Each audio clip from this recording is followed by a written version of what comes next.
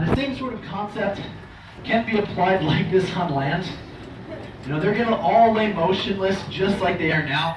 Basically what they're doing is waiting for something like a bird, a squirrel, a slow gator wrestler, get a little bit too close to those jaws, and at that point, you're gonna see them swing their head to the side,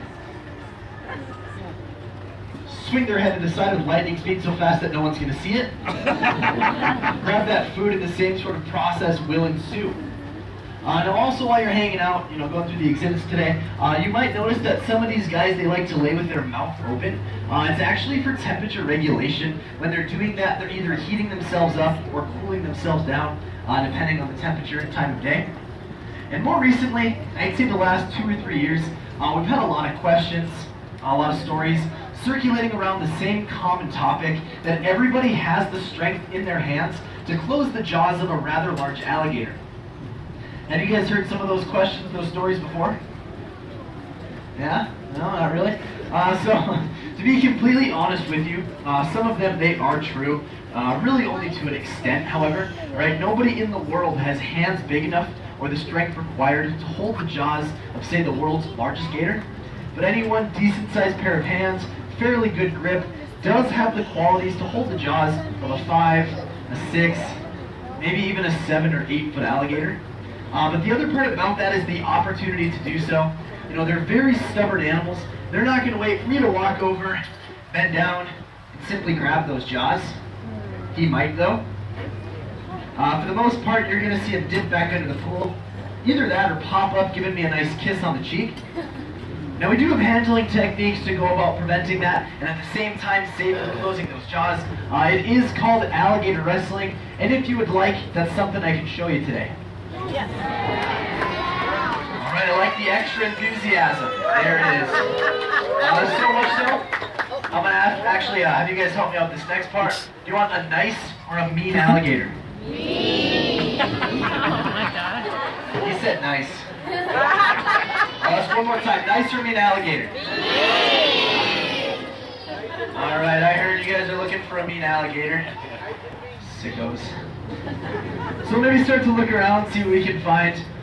When we're doing this, we do get questions quite often. Why am I not wrestling the crocodiles? Reason for it being is the crocodiles, they're a lot quicker, they're a lot more flexible, they can reach the tip of their own tail.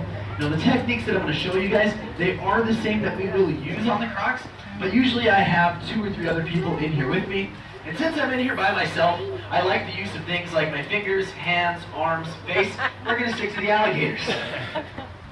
But we'll see maybe what we can find here. Now it is important that when you grab your alligator, it's the non-toothy end.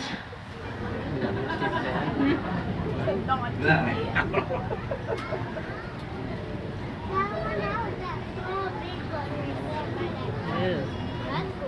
Leave it. Oh God.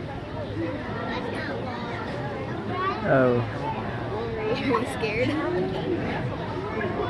wouldn't monkey with nothing. And so we have our volunteer. If you guys didn't know it, this is how you guys walk your alligators. And so, you get him up on land. It's always polite, it's common courtesy to give him a moment to catch his breath. And in just a second, you're going to see me jump on his back. When I jump, it's with my knees landing in his armpits, my hands on his neck. That's called the safety zone. I'm not going to get bit while sitting like that. It's important to me.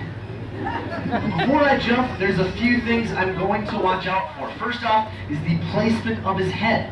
Now where those eyes are at, he can only see things that are above him, directly to the side of him. He cannot see anything right in front of him, more importantly, right behind him. So if I jump with that head straight forward, he's not going to see me. He's not going to meet me halfway with that kiss. And at the same time, like I said, when I do jump, it's going to be my knees into his armpits. It's very, very important that I'm not going to overshoot that target area. So I don't like where his head's at right now. I want it to be a little bit more straightforward. Oh God. Just like that.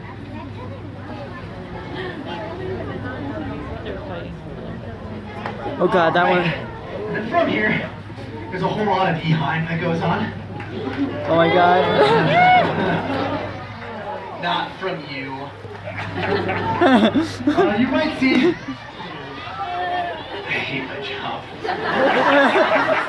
You might have noticed one of the first things I actually did was to cover up those eyes.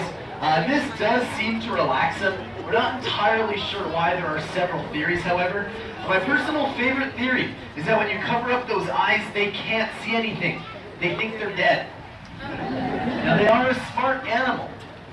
They are a smart animal, but we do need to remember that his brain is the same size as a walnut. Now, it's twice as big as mine is, so I got this job. Any smaller at all, my name would be Chandler. I would do that steak show. Except that's not funny because I'm doing the next steak show. So we're over here to point out some of the characteristics that make these guys so cool, such a unique animal. You gonna warn me, or? You just put me in the water, it'll be fine. So we're gonna point out some of these characteristics. We're gonna do it very quickly. So I always like to point out something on the inside of his mouth here. If you guys want to take a quick peek, because that's all he's gonna give us, you might notice that you cannot see down his throat. That's actually because his tongue is gonna work like a valve.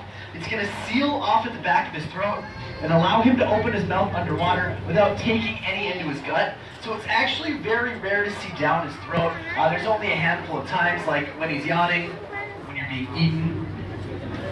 This discussion of valves, his nostrils are right here. His ears are these two flaps behind his eyes. They're also going to seal off underwater, making these guys completely airtight for that aquatic life.